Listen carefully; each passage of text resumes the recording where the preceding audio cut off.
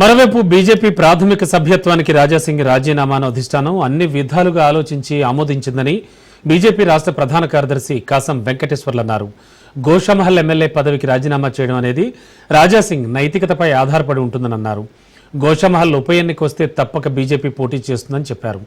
Party కన్నా మేమే పెద్ద అనుకుంటే బీజేపీలో కొనసాగలేరని అంటోన్న బీజేపీ రాష్ట్ర ప్రధాన కార్యదర్శి కాసం వెంకటేశ్వర్లతో మా ప్రతినిధి రాజు ఫేస్ టు ఫేస్. గ్రేటర్ హైదరాబాద్లో బీజేపీకి కంచుకోటగా ఉన్నటువంటి గోషామహల్ నియోజకవర్గ ఎమ్మెల్యే రాజాసింగ్ బీజేపీకి చేసినటువంటి ప్రాథమిక సభ్యత్వానికి రాజీనామా చేశారు. దాన్ని జాతీయ అధ్యక్షుడు జేపీ నడ్డా ఆమోదించినటువంటి పరిస్థితి అయితే ఉంది. ఇదే అంశానికి సంబంధించి మనతో మాట్లాడడానికి బీజేపీ రాష్ట్ర ప్రధాన కార్యదర్శి కాసం వెంకటేశ్వర్లు గారు. సార్, ఎట్లా చూస్తారు ఈ యొక్క రాజాసింగ్ రాజీనామా ద్వారా బీజేపీకి గ్రేటర్ హైదరాబాద్లో ఒక గట్టి దెబ్బ తగిలిందని భావించవచ్చా? ఉన్న గ్రేటర్ హైదరాబాద్లో ఉన్న ఏకైక ఎమ్మెల్యే ఆయన కూడా పార్టీని వీడినటువంటి పరిస్థితి. భారతీయ జనతా పార్టీ రాజాసింగ్ని రాజీనామా చేయమని అడగలేదు, రాజీనామా చేయమని చెప్పేసి ఎప్పుడు అడగలేదు. ఆయన రాజీనామా చేసినారు కాబట్టి ఆయన వ్యక్తిగతంగా రాజీనామా చేసింది కాబట్టి అది రాష్ట్ర పార్టీ కేంద్ర పార్టీకి పంపించింది, కేంద్ర పార్టీ నిర్ణయం తీసుకుంది. కాబట్టి దాంట్లో ఆయన ఇష్టం రాజీనామా చేసింది కాబట్టి పార్టీ భవన్ లేదు కాబట్టి ప్రభావం పడుతుందని చెప్పేసి మేమేం అనుకుంటలేము. తర్వాత భారతీయ జనతా పార్టీ హైదరాబాద్లో మొదటి నుంచి కూడా బలమైనటువంటి పార్టీ. నరేంద్ర గారు, దత్తాత్రేయ గారు, వీరామారావు గారు ముందు నుంచి కూడా బలమైనటువంటి పార్టీ. ఇప్పుడే వచ్చి ఏదో పెరిగింది తగ్గింది అనేటువంటి విషయంలో వాస్తవం లేదు. కాబట్టి పార్టీ కంటే గొప్ప ఎవరు కాదు. కాబట్టి పార్టీ నిర్ణయాన్ని అందరం కూడా గౌరవించాలి. కాబట్టి పార్టీ అన్ని రకాల ఆలోచన చేస్తుంది. ఒకవేళ ఇదే ఇప్పుడు మేము ప్రభావం పడుతుందా పడదా అని చెప్పేసి ఇంకా ఏమీ ఆలోచన లేదు. దాన్ని ఏ రకంగా ఆలోచన చేయాలనేది రాష్ట్ర పార్టీ అన్ని రకాలుగా ఆలోచన చేసుకుంటుంది, ఆ రకమైన స్టెప్స్ తీసుకుంటుంది. పార్టీకి పెద్ద నష్టం ఉంటుందని చెప్పేసి నేనేం భావిస్తలేదు. సార్, బీజేపీ సొంత పార్టీ సీనియర్ నేతలే పార్టీ అధికారంలోకి రావద్దు అనేది కోరుకుంటున్నారు అనేది కూడా బీజేపీ ఎమ్మెల్యేగా ఉన్న సమయంలో ప్రస్తుతం పార్టీకి రాజీనామా చేయకముందుకు రాజాసింగ్ చేసినటువంటి కామెంట్ ఏమంటున్నా అంటే అట్లా అనుకుంటే 8 ఎంపీలు గెలిచేవాళ్ళం కాదు కదా, మొన్న 2 ఎమ్మెల్సీ ఎన్నికలు గెలిచేవాళ్ళం కాదు కదా. అదంతా కూడా ఏంటంటే అట్లా పార్టీ ఎప్పుడు కూడా భావించదు, ఆ రకమైనటువంటి అభిప్రాయం ఉండదు. ఎస్, ఒక అభిప్రాయం ఉంటుంది, మనిషికి ఒక కుటుంబంలో రకరకాల అభిప్రాయ భేదాలు ఉంటాయి. కానీ పార్టీని మోసం చేసి పార్టీని కన్నతల్లిని చంపేయాలనేటువంటి ఆలోచన కార్యకర్తలకు ఉండదు, నాయకులకు ఉండదు. ఎవరైనా ఒకరు అట్లా మాట్లాడితే అది అపోహ, వాళ్ళ వ్యక్తిగతమైన అభిప్రాయం తప్ప పార్టీ ఆ రకమైనటువంటి అభిప్రాయం ఎప్పుడు ఉండదు. ప్రతి ఎన్నికను కూడా గెలవాలని చూస్తుంది, ప్రతి కార్యకర్త నిలబెట్టి నుండి గెలిపేయాలని చూస్తుంది. ఎందుకు రాజాసింగ్ నామినేషన్ను వేయకుండా అడ్డుకుంది పార్టీ అనేది ప్రధానంగా జరుగుతున్నటువంటి చర్చ. ఎందుకంటే ప్రధానంగా రాజాసింగ్ నామినేషన్ వేద్దామనే పార్టీ ఆఫీస్కి వచ్చారు. ఆయన చాలా రోజుల తర్వాత పార్టీ ఆఫీస్కి వచ్చారు. అయితే ఈ ఎన్నికల ప్రక్రియ ఎందుకు ఏకగ్రీవం చేసేటటువంటి తెర వెనుక తతంగం ఎందుకు? గుర్తుపెట్టుకోండి, భారతీయ జనతా పార్టీ డెమోక్రసీ అంటే ప్రజాస్వామ్యాన్ని నమ్ముకొని పోయేటువంటి పార్టీ.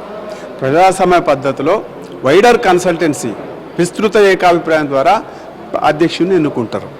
ఆ రకరకాల సంప్రదింపులు జరిపి దాంట్లో ఏ రకమైనటువంటి అరమరికలు లేవు. రాజాసింగ్ గారిని పోటీ చేయొద్దని చెప్పేసి ఎవరు అడగలే. రాజాసింగ్ గారికి నామినేషన్ ఫామ్ ఇచ్చిండ్రు, నామినేషన్ ఫామ్ మీద పోయి ఆయన సిగ్నేచర్ చేసిండు. వచ్చిందల్లా ఏంటంటే పార్టీ నిబంధనల ప్రకారం 10 మంది స్టేట్ కౌన్సిల్ మెంబర్సు సంతకం పెట్టాల్సినటువంటి అవసరం ఉంది. కానీ ఆయనకు 3 సంతకం పెట్టిర్రు. కాబట్టి టెక్నికల్గా అది రిజెక్ట్ అయింది తప్ప ఆయన నామినేషన్ ఫామ్ తీసుకోవద్దని చెప్పలే, ఆయనకి ఇవ్వద్దని చెప్పలే. మీరు పార్టీ నాయకత్వానికి దగ్గరగా ఉండేటటువంటి వ్యక్తి, మీకు అన్నీ తెలిసి ఉంటాయి. పూర్తి స్థాయిలో ఏం జరిగింది అసలు? రాజాసింగ్ ఎందుకు దూరం? నేను మీకు ఒకటే ఒక విషయం చెప్తున్నా. రాజాసింగ్ గారి మీద అనేక రకాలుగా ఆరోపణలు వచ్చినా కానీ ఎప్పుడు కూడా నిర్ణయం తీసుకోలే. ఆయన స్వయంగా రాజీనామా చేస్తేనే ఆయన నిర్ణయం తీసుకోరు, అంతే తప్ప ఆయనను పార్టీ నుంచి బయటికి పంపమని అనుకోలేదు, ఆయనను సస్పెండ్ చేయాలని చెప్పేసి కూడా అనుకోలేదు. ఒకవేళ అట్లే అనుకుంటే సస్పెండ్ చేసిన తర్వాత మళ్ళీ తీసుకొని టికెట్ ఇచ్చేటువంటి అవసరం కూడా ఉండకపోతుండే.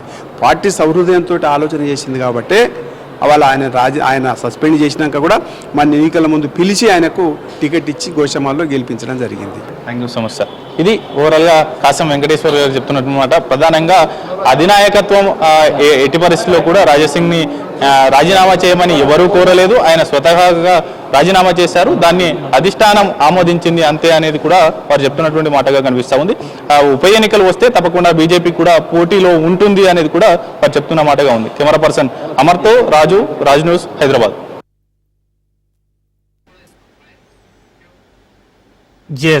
బ్రేకింగ్ లో చూస్తున్నాం. తన రాజీనామాను ఆమోదించడంపై రాజాసింగ్ స్పందించారు.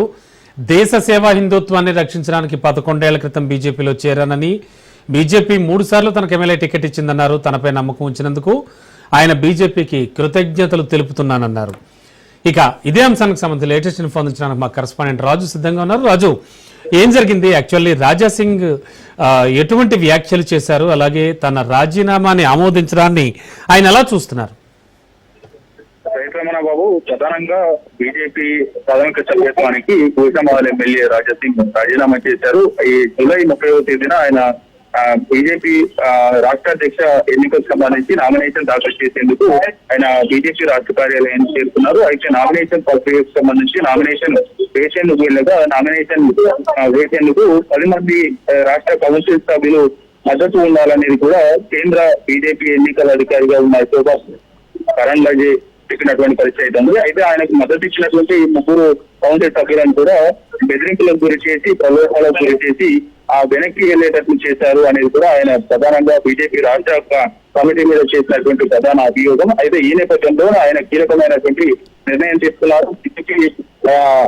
ప్రాథమిక సభ్యత్వానికి కూడా ఆయన రాజీనామా చేస్తున్నట్లు అప్పుడే ప్రకటించి వెనువెంటనే కూడా ఆయన ఆ రాజీనామా పత్రాన్ని కూడా బీజేపీ రాష్ట్ర అధ్యక్షుడిగా ఉన్నటువంటి కిషన్ రెడ్డికి అందజేసినటువంటి పరిచయం ఉంది. అయితే మీ కోదండం, మీ పార్టీ కోదండం నేను చెప్పదలుచుకుని చెప్పాను. అయితే పార్టీ అధికారంలోకి రాకుండా కొంతమంది నేతలు అడ్డుకుంటున్నారు అనేది కూడా ఆయన మీడియా ముఖంగా చెప్పారు. ఆ తర్వాత నేను ఒక లవ్ లెటర్ ఇస్తాను, దాన్ని అధిష్టానం ఏం చేస్తుందో ఏంటో అనేది కూడా ఒక రామ్ టెక్స్ట్ కూడా వెళ్ళిపోయినటువంటి పరిస్థితి ఉంది. ఆ తర్వాత గత 6 నెలలుగా కూడా బీజేపీ గోషామహల్ ఎమ్మెల్యే ఉన్న రాజాసింగ్ కీలకమైనటువంటి రాష్ట్ర బీజేపీ నాయకత్వానికి కూడా కొంత ఇబ్బందులు నాయకత్వ నిర్ణయానికి వ్యతిరేకంగా కూడా ఆయన కామెంట్ చేస్తూ వస్తున్నటువంటి పరిస్థితి ఉంది. ప్రధానంగా కిషన్ రెడ్డిని టార్గెట్ చేస్తూ కూడా కామెంట్ చేస్తున్నటువంటి పరిస్థితి ఉంది. వీటన్నింటినీ దృష్టిలో పెట్టుకుని ఆయన రాజీనామా లేఖను దాదాపు 11 రోజుల పాటు రాష్ట్ర నాయకత్వంతో చర్చలు చేసిన అనంతరం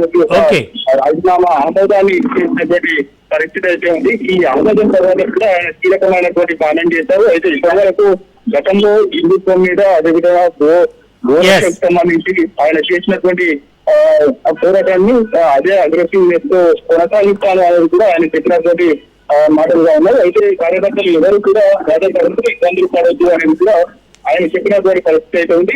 ఈ 3 సార్లు కూడా నుంచి మనకి గెలిపించినటువంటి వారికి కృతజ్ఞతలు చెప్పినటువంటి పరిస్థితి ఉంది. Thank you.